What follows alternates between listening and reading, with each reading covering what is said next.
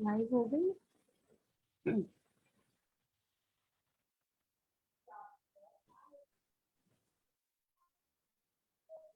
जी जी live है।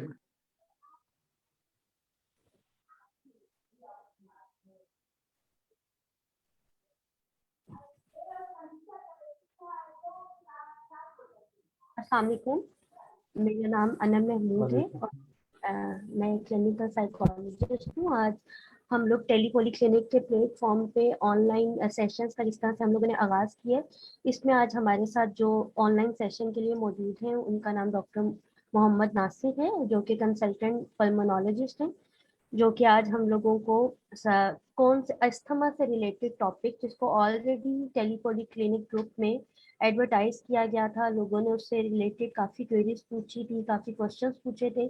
तो आज उन क्वेश्चंस के हवाले से हम लोग बात करेंगे। और सबसे पहले मैं वेलकम करती हूँ डॉक्टर नासिर को, जिन्होंने हमें अपना टाइम दिया। अस्सलाम वालेकुम सर। वालेकुम अस्सलाम, कैसी हैं आप? जी अल्लाह का शुक्र, बिल्कुल ठीक ठाक। जी thank you so much sir कि आपने हमें लाइव सेशंस में ज्वाइन किया। तो टॉपिक जो है जी। वो काफी ज्यादा ये कॉमन टॉपिक है आजकल, अगर इसको देखा जाए तो इसके हवाले से हम लोग बात करते हैं। और जितने भी ऑडियंस यहाँ पे सुन रहे हैं, मैं उनको कहना चाहूंगी कि आप लोग लाइव सेशन के दौरान अगर कोई इस तरह का क्वेश्चन जो कि एस्थमा से रिलेटेड है, उर्दू जबान में जिसको दमा कहा जाता है, उससे रिलेटेड कोई क्वेश्चन है, तो आप लोग यहाँ पे लाइव फेसबुक लाइव सेशन में हमसे पूछ सकते हैं। और हम लोग यहाँ पे सर से डायरेक्टली आपके जो क्वेश्चन होंगे उनका आंसर आपको देंगे। तो हम लोग अपने सेशन का आगाज करते हैं। जी सर, तो आप काइंडली ये बताएंगे सबसे पहले कि लोगों की अंडरस्टैंडिंग के लिए, अगर हम लोग सिंपल लैंग्वेज में बात करें, कि क्या होता है दमा, एस्थमा किसको कहते हैं? देखिए, इस्तेमा या दमा जो अपन कहते हैं, जो अपनी लैंग्वेज में, कि दमा एक दायमी मर्ज है जो कि फेफड़ों को मुतासर करता है। दमे की वजह से जो हमारी सांस की नालियां हैं, जिनको हम एयरवेज कहते हैं, उनमें इन्फ्लेमेशन या सोजिश पैदा हो जाती है, जिसकी वजह से सांस लेने में दुश्वारी होती है। और सांस में से जो है वो अक्सर लोग सांस में से सीटियों की आवाज़ें महसूस करते हैं, जो कि ब्रीदिंग कहा जाता है जिसको, या फिर किसी किसी को सांस में घुटन महसूस होती है। तो जब भी जो है वो सांस की नालियों में सोजिश पैदा हो जाएगी, तो उसके बाद जो है वो ब्रीदिंग का साउंड, सीटियों की आवाज़ें, या सांस लेने में दुश्वारी, या कभी कभी कफ होती है। तो वो उस वजह से होती है कि जब भी जो है वो अस्थमा किसी मरीज को होता है, तो उसकी सांस की नलियों में घुटन पैदा हो जाती है। और ये जो अस्थमा है, ये दायमी मर्ज है। ये जो है वो ज़्यादातर मौरूसी होता है। हम कहते हैं कि फैमिली से इफेक्ट होता है, कि किसी अगर पेरेंट में ऑलरेडी अस्थमा चल रहा है, तो उसके बच्चों को भी काफ़ी इफेक्ट करता है वो। अच्छा सर, इसके बारे में जैसे ये आपने बात की कि फैमिलीज में रन करता है, तो इसके कितने चांसेस होते हैं कि फैमिली में रन करेगा? अगर मदर या फादर में से किसी एक को है, तो कितने परसेंट चांसेस होंगे कि उस बच्चे को भी एस्थमा का मसला हो सकता है? देखिए, अगर मदर में अस्थमा रन कर रहा है, तो उसमें जो है वो 50% से ज़्यादा चांसेस होते हैं कि बच्चे को भी अस्थमा के सिम्टम्स होंगे। और उसके बाद ये नहीं है कि हर बच्चे को होता है। हर फैमिली में एक से दो, मतलब कि तीन बच्चे हैं तो तीन में से एक को होगा, तीनों को नहीं हो सकता। वो जो अपना एलर्जी कंडीशन है, वो एक बच्चे में मुंतकिल होती हैं। और इसके साथ साथ ये होता है कि जब जो बच्चा जो ज़्यादातर जो है वो चाइल्ड एज में ही चेस्ट इन्फेक्शन का बार बार शिकार होता है, तो वो जो है वो दमे में कन्वर्ट हो जाता है बच्चा। जिनको ज़्यादातर हम्म। रिकरेंट एपिसोड होते हैं चेस्ट इन्फेक्शन के, नमोनिया हो जाता है, या वूफिंग कफ हो गई, मीजल्स हो गया, तो उनमें ज़्यादातर चांसेस होते हैं, जिनकी कुव्वत मुदाफ़ियत कम हो जाती है, तो उनमें ज़्यादातर चांसेस होता है कि वो अस्थमा या एलर्जी के पेशेंट शामिल हो जाते हैं। तो सर, इन केस अगर बच्चे को फॉर एग्जांपल जैसे आपने कहा कि हो जाता है, बच्चों को मदर की तरफ से या फादर की तरफ से आ जाता है, तो कितने मंथ्स तक इसका पता चल सकता है बेसिकली, कि हम लोग टेस्ट करवा के इस चीज को कर सकते हैं कि जी इनको एस्थमा का ही प्रॉब्लम है? क्लिनिकली तो देखिए, हम कुछ साइन सिम्टम्स होते हैं वो देखते हैं, उसमें पता लग जाता है। छोटे बच्चों में तो 6 महीने से जो है वो तकरीबन 2 साल तक पता लग जाता है कि ये बच्चा जो है वो रिकरेंट नमोनिया का पेशेंट है। या जो है वो एस्थमा का है। अगर नमूनिया का होगा तो वो एक्सरे हम करवाते हैं। एक्सरे हमारा टूल है, उसमें पता लगता है। नमूनिया में तो इन्फेक्शन ज़्यादातर सामने आ जाता है, अपर लोब लोअर लोब में, या ब्रोंकल नमूनिया।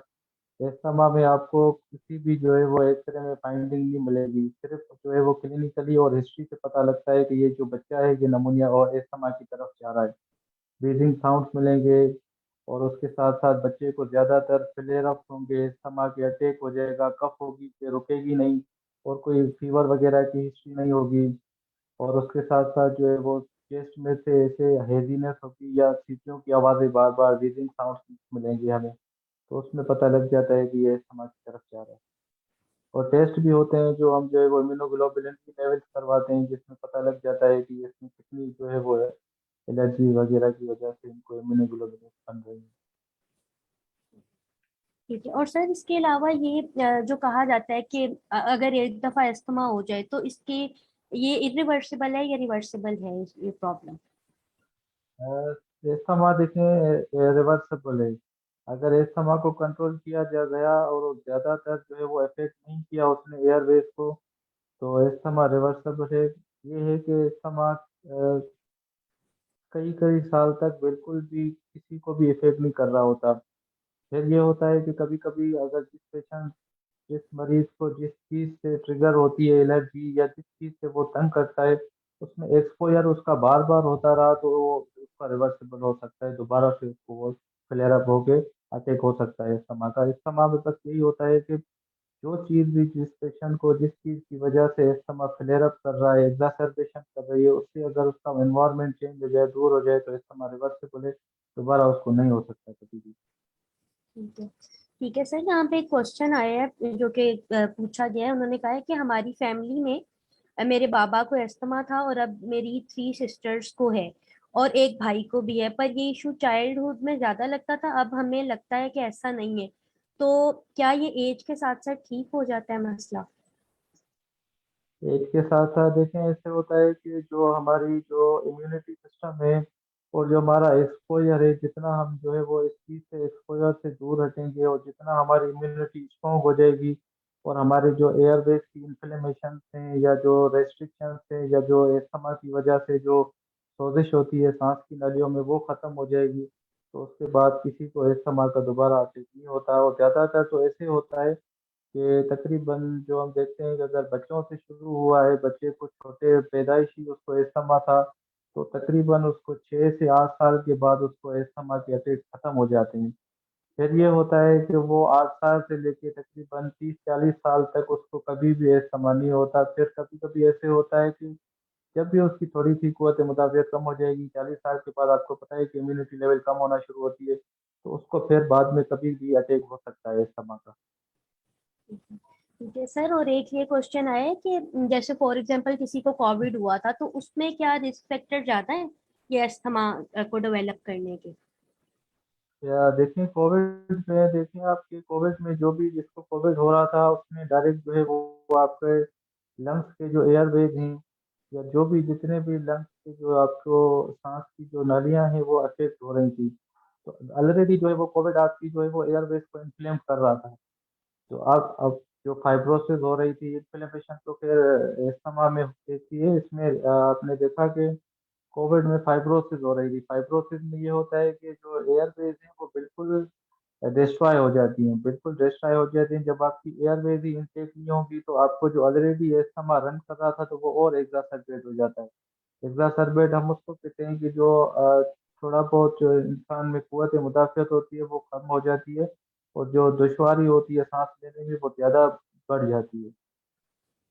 तो जी। ये बिल्कुल सही है कि जो अस्थमा जिनको था ऑलरेडी, या जो अस्थमा के पेशेंट थे, अगर उनको कोविड हुआ है, तो उनको ज़्यादा देर तक उसको अस्थमा की वजह से तकलीफ हुई होगी। एक तो कोविड थी, और उनको बार बार अस्थमा होने के चांसेस ज़्यादा हो गए हैं। ठीक है। और सर ये भी इन्होंने पूछा हुआ है कि अगर जिसको टीबी हो तो उसमें भी ज्यादा चांसेस होंगे कि उसको जिसको अगर डेवलप। क्या होता। टीबी का मसला पूछा गया है। टीबी। हाँ, टीबी देखें, टीबी क्यों होती है। टीबी पर पहले तो ये देखें कि टीबी में जो है वो इम्यूनिटी लेवल बिल्कुल कम हो जाती है, तब जाके टीबी होती है हमें। टीबी का जो बेसलाइन है वो हम हमारे पास टीबी बहुत ज्यादा कॉमन है ना, हम 5वें नंबर पे हैं अभी तक। तो हम्म। टीबी उस वजह से होती है कि टीबी जब इंसान की कुव्वत मुदाफ़ियत कम हो जाती है तो टीबी का बेसलाइन हर इंसान के लंग्स में अवेलेबल है। तो जैसे ही कुव्वत मुदाफ़ियत कम हो जाएगी तो टीबी एक्टिव हो जाएगी। तो जिसको टीबी एक्टिव हो गई तो वो टीबी क्या करवाती है कि जो हमारे जो है जो अपना लंग्स है उनको उनमें फाइब्रोसिस करवाती है, कैविटी लीजन्स करवाती है। कैविटी लीजन्स और फाइब्रोसिस के बाद जो है वो हमारे लंग्स जो है, जो सलाहियत है वो बहुत ही कम हो जाती है काम करने की। तो जब लंग्स की जो है वो वर्किंग की सलाहियत कम हो जाएगी तो उसमें जो है वो अस्थमा वैसे टीबी की वजह से नहीं होता, बाकी ये होता है कि अगर टीबी हो गई तो वो वर्ष हो सकता है। ठीक है। सही। और सर एक क्वेश्चन अभी लाइव पूछा गया है कि क्या एस्थमा जो है वो कैंसर भी कॉज कर सकता है? नहीं नहीं, अस्थमा कैंसर काज नहीं कर सकता। नहीं कर सकता, ठीक हो ऐसा गया। बिल्कुल नहीं। एक क्वेश्चन मैं लोगों की अंडरस्टैंडिंग के लिए यहाँ पे पूछना चाहूंगी, जैसे मेरी फील्ड है एज अ कंसल्टेंट साइकोलॉजिस्ट में हूँ। तो मैं देखती हूँ अक्सर एंजाइटी में जिस तरह से होता है कि पैनिक अटैक्स होते हैं। तो अगर ये जब अस्थमा की कंडीशन होती है जिसमें अगर फॉर एग्जांपल फर्स्ट एड मौजूद नहीं होती तो उनको समझ नहीं आ रही होती कि हम लोग किस तरह से डील करें, तो अक्सर लोग बहुत ज्यादा पैनिक हो जाते हैं। तो इसकी आप बताएंगे कि इसकी अंडरस्टैंडिंग कैसे की जाए कि क्या ये अटैक जो है ये अस्थमा का है या पैनिक अटैक है? हाँ, इसमें देखें कि ये अस्थमा का अटैक और पैनिक अटैक तकरीबन एक दूसरे से रिजेम्बल करते हैं, एक ही चीज के अटैक होते हैं, एक ही सिम्टम्स होते हैं। पेशेंट को बिल्कुल जो है वो घबराहट होती है, बेचैनी होती है, बैठ नहीं पा रहा होता, सांस में लेने की दुश्वारी हो रही होती है, और वो कहता है कि मुझे सांस बिल्कुल नहीं आ रहा। तो उसमें हम जो क्लिनिकली हम देख रहे होते हैं तो हम देखते हैं कि पहले तो ये देखते हैं कि पहले कोई हिस्ट्री तो नहीं है इसकी इस तरह की एग्जासर्बेशन की, कि पहले तो कभी इसको इस्तेमाल का ऐसा अटैक नहीं हुआ। फैमिली से पूछ रहे होते हैं और उसके बाद हम जब टेस्ट एग्जामिनेशन करते हैं तो हमें जो है वो देखना होता है कि इसको वीजिंग वगैरह तो नहीं है। अगर वीजिंग मिल जाती है तो फिर पता लग जाता है कि ये पेशेंट एस्थमा का है। या फिर हम जो है वो एक्सरे की तरफ जाते हैं, एक्सरे में जाते हैं कि जो ज़्यादातर पेशेंट जिसको शॉर्टनेस ऑफ ब्रेथ हो रही होती है, हैवी एग्जासर्बेशन, सांस हम्म। लेने में ज़्यादा तंगी हो रही होती है, तो हम एक्सरे उसका इसलिए करवाते हैं, देखते हैं कहीं उसको नेमोथोरेक्स वगैरह तो डेवलप नहीं हुआ, चेस्ट में जो है वो एयर तो नहीं आ गई अपना लंग्स में। तो उससे तो पता लग जाता है। ज़्यादातर जो है हम हिस्ट्री से पता लगता है कि ये पैनिक अटैक है या एस्थमा अटैक। ठीक है sir, thank you so much, आपने इनको अवेयरनेस के हवाले से भी बात की। तो सर एक और चीज भी है, जैसे अगर फर्स्ट एड देनी हो, मतलब कि जी कोई जी। आउटसाइड है और उसके पास इनहेलर मतलब रखना तो चाहिए हर वक्त, लेकिन इन केस अगर नहीं है तो क्या जो पब्लिक है वो किस तरह से उनको मैनेज करवा सकते हैं फौरी तौर पे? एस्थमा और पैनिक अटैक को नहीं सर, अगर फॉर एग्जांपल किसी को पब्लिक प्लेस पे कोई इस तरह का अटैक होता है, उसको अस्थमा का मसला है, तो उसको फौरी तौर पे क्या इमरजेंसी में किया जा सकता है, उसको फर्स्ट जैसे एड? हम फर्स्ट एड में ये होता है कि पेशेंट को पहले तो यही है कि हॉस्पिटल तक पहुंचाया जाए, ऑक्सीजन थेरापी दी जाती है। ऑक्सीजन थेरापी दी जाती है और जो है हम आईवी स्टेरॉइड्स देते हैं, उसके साथ साथ ब्रोंकोडायलेटर्स देते हैं। अब हर जगह पे तो हमारे पास ये फैसिलिटीज अवेलेबल नहीं है ना कि रोड पे ऑक्सीजन मिल जाए। और या तो फिर कोई इनहेलर पेशेंट किसी के पास इनहेलर है तो हम तो यही एडवाइस करेंगे कि उसको फौरन उसका जो है वो रिलीवर इनहेलर दिया जाए, उससे वो हम्म। काफ़ी उसकी बेहतरी आ जाती है। वैसे जिसको ज़्यादातर इस चीज़ का अटैक हो रहे होते हैं बार बार या उस चीज़ का खदशा होता है तो उसके जेब में इनहेलर ऑलरेडी अवेलेबल होता है। अगर किसी के जेब में ऑलरेडी और ऐसी कंडीशन आ जाए इनहेलर अवेलेबल है तो उसको फौरन उसको इनहेलर दिया जाए ताकि उसको थोड़ा बहुत रिलीफ मिल जाता है। बाकी अगर ऐसी चीज़ें अवेलेबल नहीं है और पेशेंट वैसे भी एग्जासर्बेशन में है तो वहाँ उसको फ़ौरन से फ़ौरन हॉस्पिटल शिफ्ट किया जाए, हॉस्पिटल मैनेजमेंट ही हो जाती है। और सर अगर इनहेलर के हवाले से मैं पूछना चाहूंगी कि क्या एक ही इनहेलर सबके लिए यूज किया जा सकता है या सबके नहीं, लिए एक ही इनहेलर नहीं पेशेंट होता। डिफरेंट नहीं होगा? नहीं नहीं, एक ही इनहेलर नहीं होता, काफ़ी इनहेलर की भी किस्म है और अकॉर्डिंग टू डोज दिया जाता है और देखा जाता है कि जिसको जितनी रिक्वायरमेंट होती है उसको उस हिसाब से दिया जाता है। हमारे पास जो इनहेलर्स होते हैं वो दो तरह के होते हैं, एक जो है वो रिलीविंग इनहेलर होता है और दूसरा मेंटेनिंग होता है। मेंटेनेंस डोज जो है वो हमारा डेली हिसाब से पेशेंट को दे रहे होते हैं कि इस तरह से आपका डोज मेंटेन है और इस डोज से आपको कोई भी सिम्टम नहीं हो रहे, और इसी तरीके से जिस तरह आप ले रहे हैं उस तरह से ही लेते रहें, तो आपको कभी भी जो है वो दुश्वारी नहीं होगी, या आपको चलने फिरने में सांस नहीं चढ़ेगा, या कहीं ऐसी आप जगह पे चले गए तो वहाँ पे आपको सांस की तंगी नहीं होगी। फिर हम्म, उसके बाद आता है एक रिलीविंग डोज। अगर कभी भी ऐसा हो गया कि मरीज ने 2-3 दिन छोड़ दिया मेंटेनेंस डोज, या कभी ऐसी जगह पे नहीं लिया, या कोई ज्यादा एक्सरसाइज वर्कलोड कर लिया, तो उसको सांस की तकलीफ होना शुरू हो जाती है। तो उस दौरान हम उसको कहते हैं कि ये आप रिलीवर है, इसको आप यूज करें थोड़ी देर के लिए, आपको आराम फौरन से फौरन रिलीव हो जाती है। उसके बाद फिर हम कहते हैं कि आप अपना मेंटेनेंस डोज जारी रखें। हम्म, और सही। हर किसी को एक ही इनहेलर नहीं दिया जाता, हर किसी को डोज के हिसाब से और अकॉर्डिंग टू देयर सिम्टम्स के हिसाब से हम इनहेलर्स देते हैं। सही। सर और एक यहाँ पे देखा जाए, अगर और हमारे पास ग्रेजुअली जो है हम दूसरी स्टेप पे नहीं जाते हैं, उनके जो डोजेज होते हैं जिसपे वो मेंटेन हो रहे हैं, तो हम जिनकी एग्जैसरबेशन या सिम्टम्स कम हो रहे होते हैं तो हम ग्रेजुअली उनको डिक्रीज करते हुए जाते हैं। सही। सर इसके अलावा आप ये देखें कि ये यहाँ पे पाकिस्तान में बहुत कॉमन ट्रेंड है ना कि फार्मेसी से पूछा जाता है कि अच्छा हमें बताओ कि ये मेडिसिन में कौन सा फार्मूला यूज हो रहा है, किस चीज की मेडिसिन है।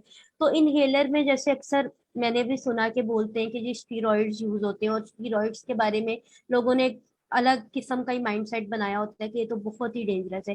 तो वो आप लोगों की अंडरस्टैंडिंग के लिए बताएंगे कि जाहिर बात है जब बच्चों में भी ये मसला है, और पेरेंट्स जो हैं वो बहुत ज्यादा वरीड हो जाते हैं कि किस तरह से इनको अगर स्टीरॉइड पे लगा दिया जाएगा फिर तो ये सारी जिंदगी ठीक नहीं हो सकता। तो इसके लिए क्या गाइडलाइंस हैं और किसने सेव हैं ये? देखिए हमारे पास तो ये मिथ है कि जो है वो हमारे जो मेडिकल फार्मेसीज वाले हैं, या जो नॉन प्रैक्टिशनर लोग हैं, या जो हमारे पेशेंट्स उनके रिश्तेदार हैं, वो ज़्यादातर लोगों को मिसगाइड कर रहे होते हैं ना। हमारे पास तो तकरीबन चीज़ें वो मिथ के हिसाब से चलती है कि यार आप इस तरह करोगे तो इस तरह हो जाएगा, इस तरह करोगे तो या ये डॉक्टर छोड़ के दूसरे डॉक्टर के पास जाएं आप। तो इसमें काफ़ी कंस्प्रेंसीज हैं, तो इसमें ज़्यादातर हम सिर्फ यही कहते हैं कि भाई जो हम पल्मोनोलॉजिस्ट हैं या जो हमारे चेस्ट स्पेशलिस्ट हैं, उनको पता होता है कि किस मरीज को कितना स्टीरॉयड देना है और किस डोज के हिसाब से देना है। अगर हम्म, आपको स्टीरॉयड ही लेना है तो प्रॉपर डोज के हिसाब से लेंगे तो आपको कभी भी कोई साइड इफेक्ट नहीं हो सकता, क्योंकि हम जिसको भी रिकमेंड करते हैं हम प्रॉपर डोज के हिसाब से रिकमेंड करते हैं, और हम जब भी उनको रिकमेंड करते हैं हम बता के करते हैं कि भाई हम ये चीज़ आपको रिकमेंड कर रहे हैं, और ये इस चीज़ के ये फ़वाइद हैं, और अगर इससे हम ज़्यादा आपको डोज देंगे तो इससे ये नुकसानात हो सकते हैं, इसलिए हम मेंटेन उनको एक प्रॉपर डोज। और जो हमारा जो इनहेलर का जो स्टीरॉयड का डोज है वो बिल्कुल ही लो डोज है, बिल्कुल लो डोज है, और बिल्कुल मेंटेन डोज है, जो कि कभी भी कोई ऐसे साइड इफेक्ट नहीं करता कि जो है वो आपको कोई ऐसी दुश्वारी हो, या कभी कोई आपको कहे कि ये आप गलत चीज़ ले रहे हैं। जो बाकी जो है वो आपको पता है कि लोगों को जो ख्यालात हैं या जो फार्मेसी वाले हैं उनको तो हम कुछ नहीं कह सकते, हम कितनी भी आगाही दे सकते हैं, लोग जो है वो उनकी बात मानते हैं। पर ये है कि जब हमारे पास फॉलोअप्स भी आते हैं, या जो उनकी बातों में आके स्टेरॉइड्स वगैरह या इस तरह की चीज़ें छोड़ के आ रहे होते हैं, तो फिर अब वो हमें बताते हैं कि सर बिल्कुल आप सही कह रहे थे, हम जो है वो इसकी बात मानी थी, अभी हमारे साथ ऐसे हुआ है, हम दोबारा ऐसा नहीं करेंगे, और इंशाल्लाह हम आपकी जो दी हुई जो मेडिसिन है उसको कंटिन्यू करेंगे, जो भी हिदायत हैं उस पे अमल करेंगे हम। सर एक और क्वेश्चन है कि जैसे फॉर एग्जांपल जो लोग प्रैक्टिस में हैं, फील्ड में मौजूद हैं, डॉक्टर्स हैं, जनरल प्रैक्टिशनर हैं, उनको आप क्या गाइड करना चाहेंगे कि कौन से ऐसे पेशेंट्स हैं और कौन सी ऐसी स्टेजेस हैं जहाँ पे उनको रेफर करना चाहिए कि आप पल्मोनोलॉजिस्ट को कंसल्ट करें, चेस्ट स्पेशलिस्ट को कंसल्ट करें? देखिए हमारे जो लेक्चर्स होते हैं, या जैसी मीटिंग्स होती है, या जैसे लाइव सेशंस होते हैं, हम उनमें यही बताते हैं कि भाई आप पेशेंट को पहले तो डायग्नोस करें। पहले तो हम देख रहे हैं जितने या नॉन प्रैक्टिशनर हैं, या जो हेवी डोजेज हेवी लोड जिनकी ओपीडी है पेशेंट की प्रैक्टिशनर की, तो वहाँ वहाँ पे डायग्नोसिस बहुत डिले होती है, वो बस सिम्टोमेटिक ट्रीटमेंट दे रहे होते हैं कि भाई हाँ कफ है तो कफ की ट्रीटमेंट दे दी, ये नहीं देखेंगे कि भाई कब से कफ है, कितना दौरानिया है, और किस चीज़ की वजह से कफ हो रही है पेशेंट को, या कोई अदर सिम्टम्स है तो उसको। तो हम तो यही कहते हैं कि आप पहले डर के पेशेंट को डायग्नोस तो करें, उसकी हिस्ट्री तो पहले लें, अगर पेशेंट आपको बार बार जिस जिस कंप्लेन से आ रहा है तो आप उसको उसके जो स्पेशलिस्ट है उनके पास तो रेफर करें ना। अगर किसी पेशेंट को देखें कि अभी जैसे विंटर्स की मौसम है तो उसमें अस्थमा के पेशेंट ज़्यादा आ रहे होते हैं कि उनको बार बार एग्जर्सेशन हो रही होती है कोल्ड की वजह से, या जो ज़्यादातर लोग जो है वो घरों में चूल्हों पे बैठते हैं, या जो ज़्यादातर जो है वो लकड़ियाँ जलाई जाती हैं हमारे यहाँ धुआं होता है उसकी वजह से अस्थमा एग्जर्सेबेट करता है। एग्जर्सेबेट करता है तो वो स्पेशलिस्ट के पास नहीं जाता, उसके पास जो है वो जनरल प्रैक्टिशनर बैठा हुआ है वहाँ जाता है। वो उसको जो है वो फ़ौरन से फ़ौरन नेबुलाइज करके और अपना डेक्सा का इंजेक्शन या जो भी करके उनको बस फौरन रिलीफ देके उनको घर भेज देते हैं।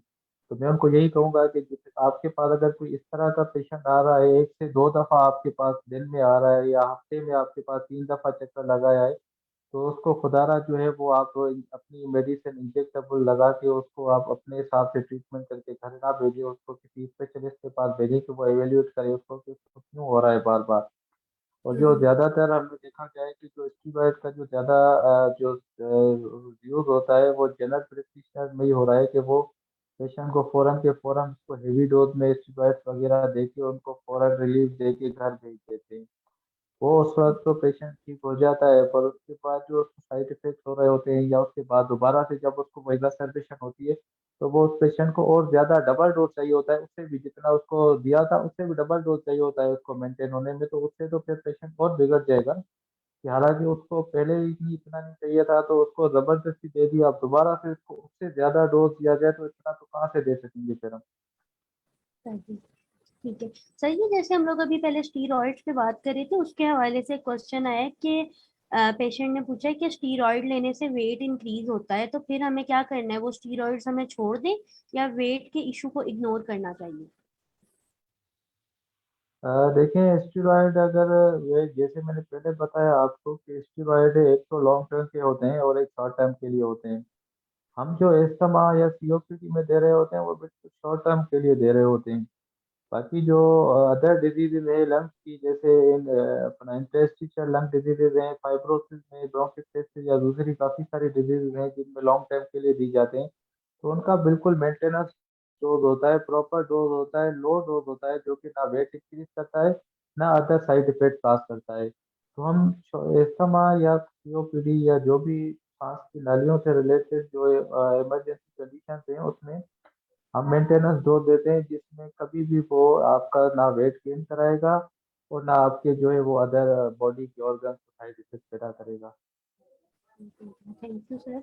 और सर एक ये है कि एक फीमेल ने पूछा है कि काइंडली प्रेगनेंसी के हवाले से अस्थमा के लिए क्या गाइडलाइंस है, मुझे इसके बारे में बताएं कि मुझे अस्थमा का मसला है और अगर प्रेगनेंसी भी है तो उसके लिए क्या गाइडलाइंस होनी चाहिए? प्रेगनेंसी में देखा ये गया है कि प्रेगनेंसी में एक तो जो है वो बच्चे और माँ की जो है वो नशोनुमा जैसे बनती है उसमें इम्यूनिटी की लेवल्स जो है वो ऊपर नीचे हो रही होती हैं, तो उसमें प्रेगनेंसी में ये देखा गया है कि अस्थमा ऑलरेडी जिसको है पेशेंट को ऑलरेडी अस्थमा की सिम्टम्स होते हैं या उनको पहले अटैक हो रहे होते हैं या उनको किसी चीज़ की एलर्जीज होती हैं, तो उनमें ज़्यादा चांसेस है कि वो उसको बार बार प्रेगनेंसी में अटैक हो रहा होता है अस्थमा का।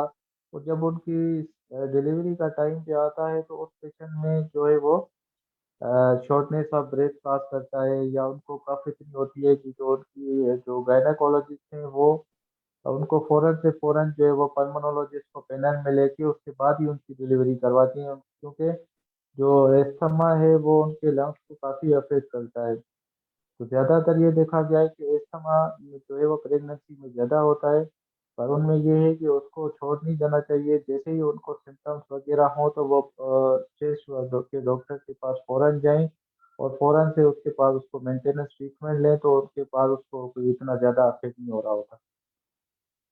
ठीक है क्या? ठीक है सर, और एक और जनरल क्वेश्चन मैं पूछना चाहती हूँ पब्लिक की अंडरस्टैंडिंग के लिए, कि हमारे यहाँ अक्सर ये भी कहा जाता है कि अस्थमा का अगर मसला है तो आपको अपना स्टेमिना बूस्ट अप करने की जरूरत है, आपको जस्ट रिलैक्सेशन एक्सरसाइजेस सीखने की जरूरत है, तो उसमें किस हद तक सच्चाई है? देखें अस्थमा इस उस वजह से होता है कि वैसे तो स्टेमिना कैसे मतलब बिल्डअप किया भाई, आप अगर ज्यादातर हेवी एक्सरसाइज या हेवी एक्सरसाइज करेंगे तो आपका इस्तेमा तो और बढ़ेगा कम होने की वजह से। बस ये है कि आपको मेंटेन रखना चाहिए कि आपका जो है वो डेली का जो वर्कआउट है या आपकी जो कुव्वत मुदाफ़अत है उसको आप मेंटेन रखते हुए आए। अगर आप को पता है कि आपको इस्तेमा की अटैक्स हो रहे हैं और अभी रिसेंटली आपको अटैक हुआ है, तो उसके बाद तो आपको जो है वो ज़्यादा हेवी एक्सरसाइजेज या कोई स्टेमिना या कोई इस तरह का चीज़ नहीं करनी चाहिए जिससे दोबारा आपको अटैक हो जाए। जैसे ही आपका मालिज या जो भी आप जिसको आप दिखाते हैं वो जो आपको मशवरा दे आप उसी पे मुफीद अमल करेंगे तो कभी भी कोई चीज़ आपको नुकसान नहीं करेगी। ठीक है sir. Sir thank you so much, आपने इतना अच्छा गाइड किया, इतना टाइम दिया। तो आप अगर पब्लिक के हवाले से मैं कहूँ कि पब्लिक अवेयरनेस के लिए इस इशू पे आप अपना पर्सनल कोई मैसेज देना चाहें तो वो क्या होगा? हाँ बस थैंक यू सो मच आपका भी। पब्लिक के लिए मैसेज ये है कि जो हमारा टॉपिक था अस्थमा या सीजनल अस्थमा, जो आजकल हमारे विंटर्स में जो है वो सीजनल अस्थमा जिनको ऑलरेडी अस्थमा रन कर रहा होता है तो उनमें एक्सरसाइज होता है, उनको मैं यही कहूँगा कि आपको जिस चीज़ की वजह से जो अस्थमा आपका हर वक्त तो नहीं हो रहा होता ना, जिस चीज़ ठीक। की वजह से जिस फैक्टर की वजह से आपको अस्थमा का अटैक हो रहा है उससे आप दूर रहें। किसी को मट्टी से, किसी को धुएं से, किसी को बाज़ारी चीज़ों से, किसी को ऑयली चीज़ों से या किसी को परफ्यूम से, जिस चीज़ की वजह से भी फ्लेयर अप अस्थमा का या एक्सरसाइजेशन हो रही है आप उन चीज़ों से दूर रहें।